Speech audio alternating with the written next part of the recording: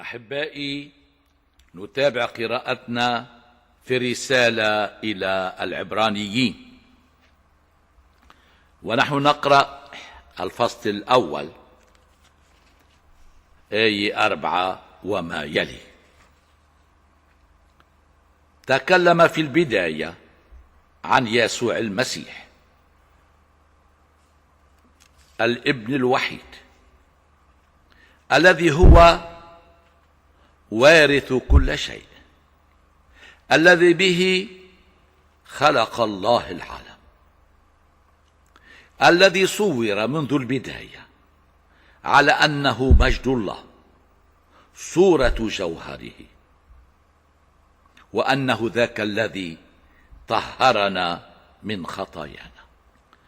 رفعنا صاحب الرسالة إلى الأعلى، رفعنا إلى السماء لكي نتأمل في الابن الوحيد، ولكنه أحضرنا معه لما انحدر. ما اكتفى بأن يتجسد ويصير شبيها بنا، بل هو مات من أجلنا. فتقول الرسالة: طهرنا من خطايانا. وحين أخذ جسدا، اعتبر بعض الأشخاص أن الملائكة الذين لا جسد لهم هم أعظم منه. لهذا جاء كلام الرسول. إذا نقرأ 1:4 وما يلي من الرسالة إلى العبرانيين: فكان أعظم من الملائكة بمقدار ما ورث اسما أعظم من أسمائهم. فلمن من الملائكة قال الله يوما: أنت ابني وأنا اليوم ولدتك؟ وقال أيضا: سأكون له أبا ويكون لي ابنا. وعندما أرسل ابنه البكر إلى العالم قال أيضا: لتسجد له كل ملائكة الله. أي 7. وفي الملائكة قال الله: جعل من ملائكته رياحا ومن خدامه لهيب نار. أما في الابن فقال: عرشك يا الله ثابت إلى أبد الدهور، وصولجان العدل صولجان ملكك، تحب الحق وتبغض الباطل، لذلك مسحك الله إلهك بزيت البهجة دون رفاقك. قرأنا أحبائي الرسالة العبرانيين آية 4 إلى آية 9. أما العنوان فهو: الابن هو ملك إلى أبد الدهور. الابن هو ملك إلى أبد الدهور. بآية 7: وفي الملائكة قال الله: جعل من ملائكته رياحا ومن خدمه لهيب نار. هنا يعود بنا الكاتب إلى المزمور 104، حيث نقرأ كلمة روح، والروح يعني الريح والروح القدس. ما أراد الكاتب أن يدعو الملائكة روحا، بل رياحا. والريح هو هواء يتحرك، ويحرك معه الأوراق، أوراق الشجر، ويحرك معه ما يستطيع أن يحرك، غير الروح الذي يرفعنا إلى الروح القدس. وحين قال الكاتب إن الملائكة هم رياح، الملاك هو ريح، جعله خليقة من الخلائق، لا يتميز بشيء عن كل الخلائق، والرب يسود عليه. نتذكر هنا في الفصل الرابع من مرقس حين كان يسوع في السفينة مع تلاميذه، هبت الريح وهاج البحر وكادت السفينة تغرق. ماذا فعل يسوع؟ زجر الريح، زجر البحر: اسكت، اصمت. وهدأت الريح وهدأت الأمواج. وماذا كانت النتيجة؟ قال التلاميذ: من هو هذا الذي يطيعه البحر والرياح؟ نعم، صارت الريح شيئا يتصرف به الله كما يشاء. وإذا كان الملائكة رياح، فماذا يكونون تجاه الابن؟ هم خليقة من الخلائق. فنحن نعرف أن بيسوع خلق كل شيء، وأن كل شيء خلق له ومن أجله. وفي بداية إنجيل لوقا نرى الملائكة يوم الميلاد يدعون الرعاة للمجيء إلى المذود، وينشدون: المجد لله في العلا، وعلى الأرض السلام، وفي الناس المسرة، أو الرجاء الصالح لبني البشر. هم ينشدون قرب الابن، ويشبهون إلى حد ما يوحنا المعمدان. اعتبروه العريس، اعتبروه المسيح. قال لهم: كلا، أنا صديق العريس، أنشد مجيئه، أفرح لمجيئه، عليه أن يرتفع وعلي أنا أن أصغر، عليه أن ينمو وأنا أن أنقص. وذاك هو وضع الملائكة. هم لا يدعوننا لكي نتطلع فيهم، بل يدعوننا لكي نتطلع في الابن، هذا الطفل في المذود الذي لا يتميز خارجيا عن أي طفل.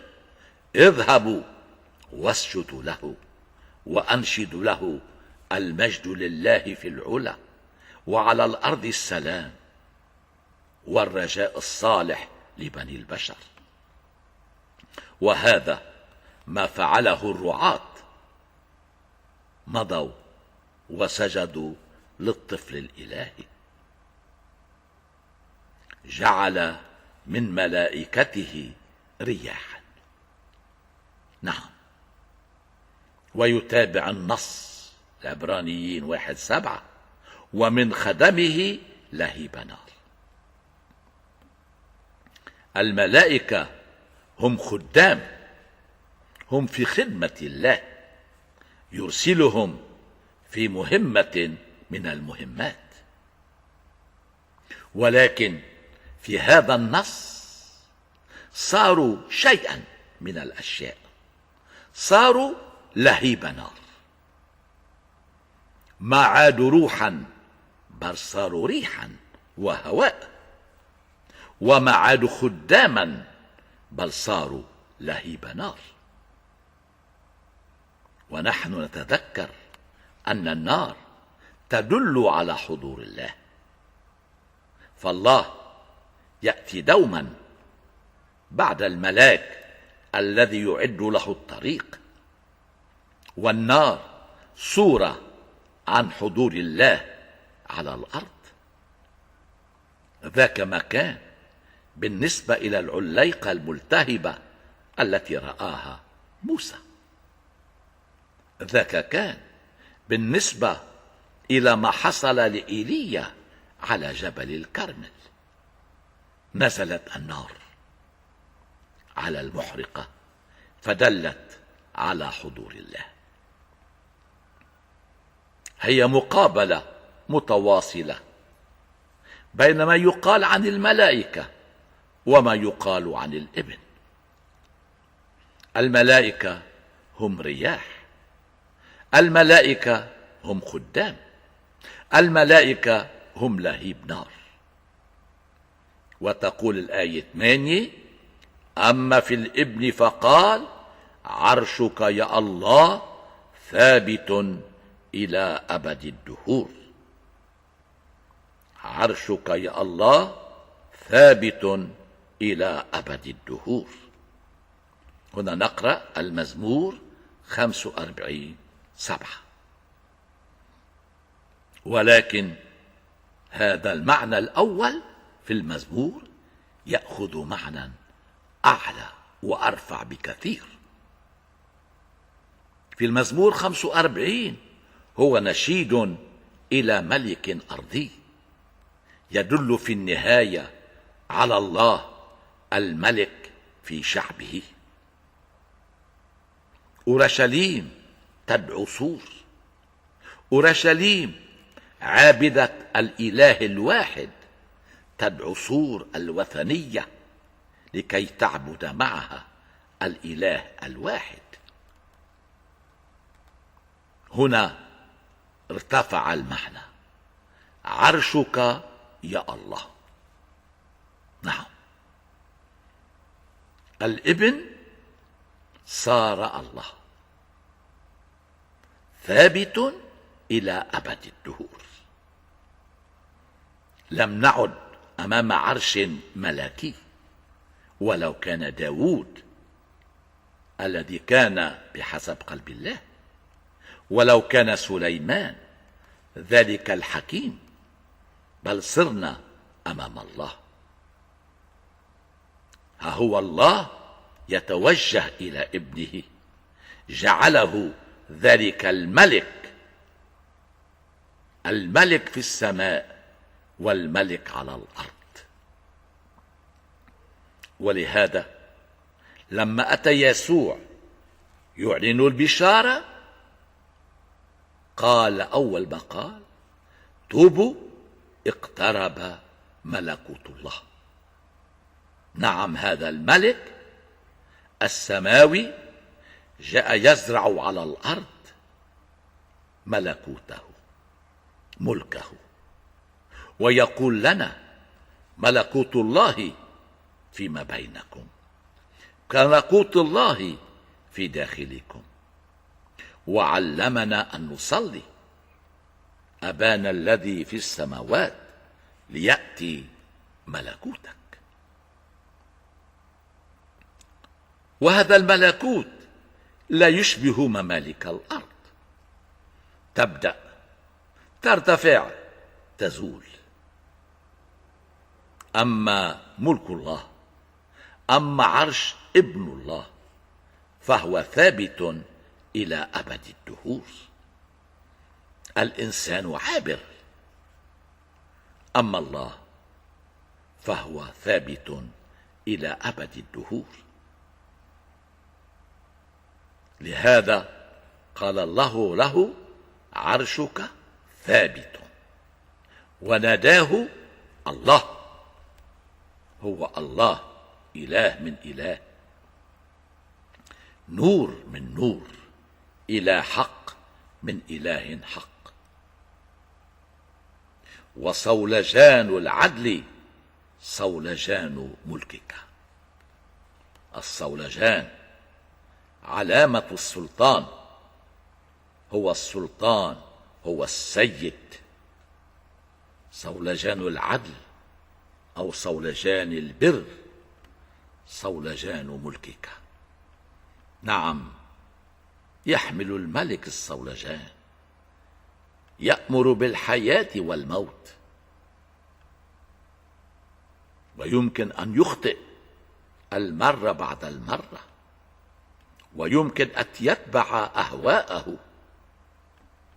أما الابن فصولجانه عادل بار، وهكذا يكون ملكه ثابتا حتى على الأرض. فهو الذي قال لبطرس بعد أن أعلنه المسيح ابن الله الحي، قال له: أنت الصخرة، وعلى هذه الصخرة أبني كنيستي، وأبواب الجحيم لن تقوى عليها. أبواب الشر، أبواب الخطيئة، أبواب الموت لا يمكن أن تقوى عليها. لا قوة تقف في وجه ملكوت الله. ويقول لنا الرسول إلى الكورنثيين، يقول: لابد أن يغلب كل أعدائه، وآخر عدو هو الموت.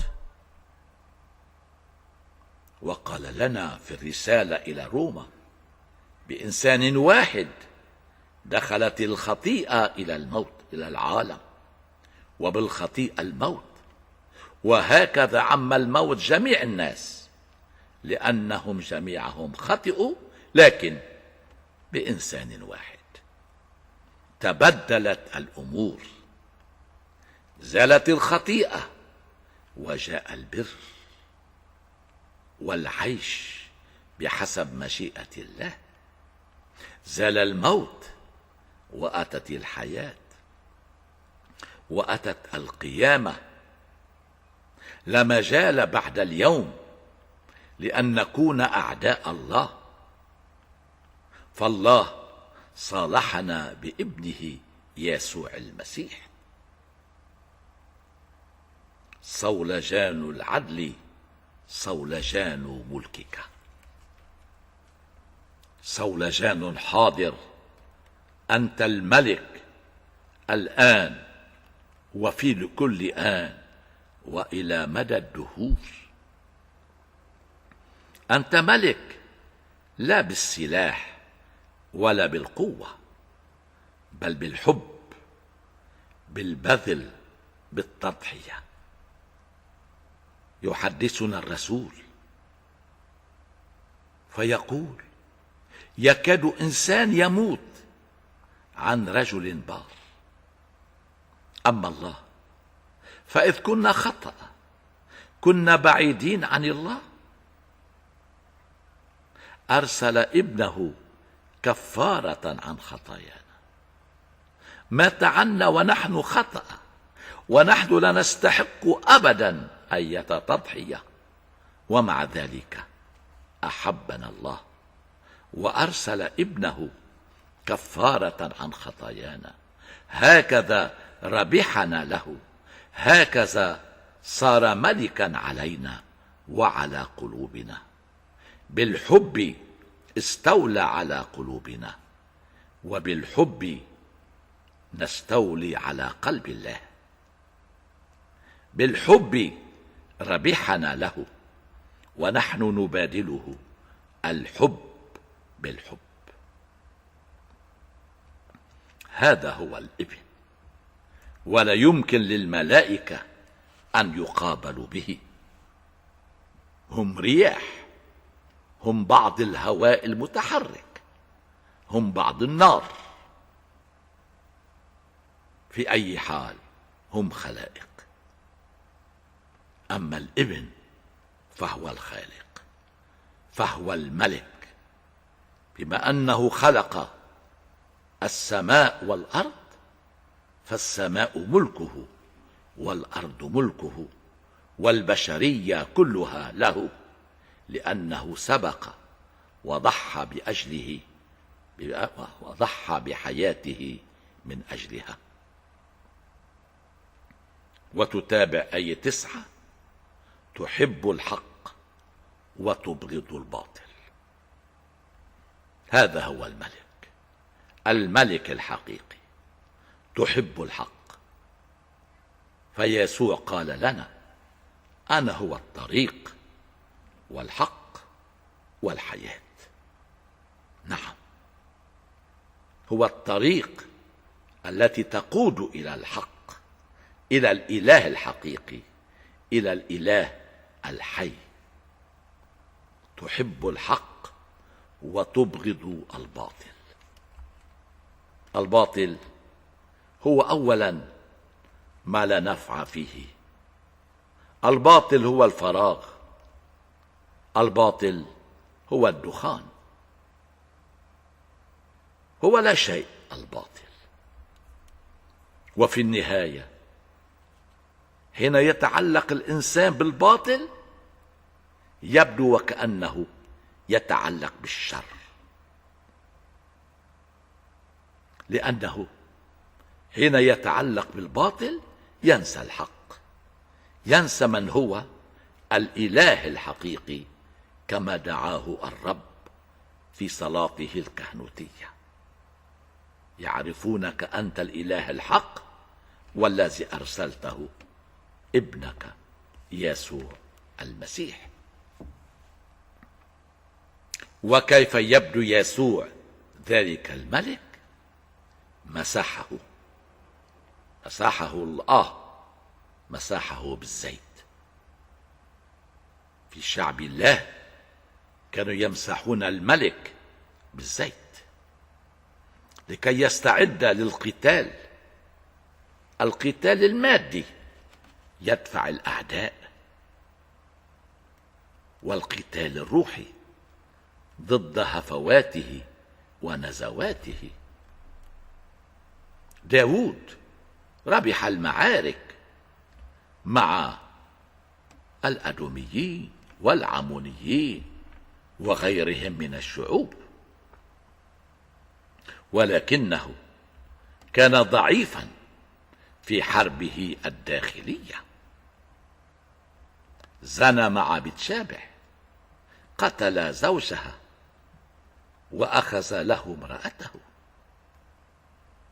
الزيت يجعلنا أقوياء، يجعلنا لا نقع في يد العدو الخارجي والداخلي. والمسيح أعطيت له هذه الصورة، مسح بالزيت، شأنه شأن كل الملوك. ولكن أي زيت؟ زيت الزيتون ربما، أو بالأحرى كلا. فنحن نعرف عندما أعلن ملكا في العماد المقدس لم يكن هناك من زيت، فقط أعلنه الآب من السماء: أنت ابن الحبيب. هكذا كان النبي يعلن كل ملك: صرت اليوم ابن الله. والابن في المعمودية لم ينتظر نبيا يقول له أنت ابن الله، بل جاء الصوت من السماء: مسحك الله بزيت البهجة دون رفاقك. نعم، زيت البهجة، زيت الفرح دون رفاقك. كل الملوك لم يصلوا إلى من هو الملك الحقيقي، الملك الوحيد الذي لا ملك بعده على قلوب الناس. نحن يا رب نقدم لك حياتنا، نقدم لك ذواتنا، لن يريد سواك ملكا علينا. مرات عديدة نعتبر أن هذا أو ذاك هو المخلص، لا مخلص إلا أنت. نعتبر أن هذا أو ذاك يمكن أن يكون القائد، فلا قائد علينا إلا أنت. مرات عديدة نحسبك نبيا بين الأنبياء، فأنت فوق الأنبياء، والأنبياء هم في الواقع يتكلمون عنك دون أن يعرفوك. نشكرك يا رب لأنك وحدك الملك علينا، ولا نريد أن يملك علينا سواك. صولجان العدل صولجان ملكك، علمنا أن نتبعك يا من تحب الحق وتبغض الباطل. آمين. أنتم الذين بالمسيح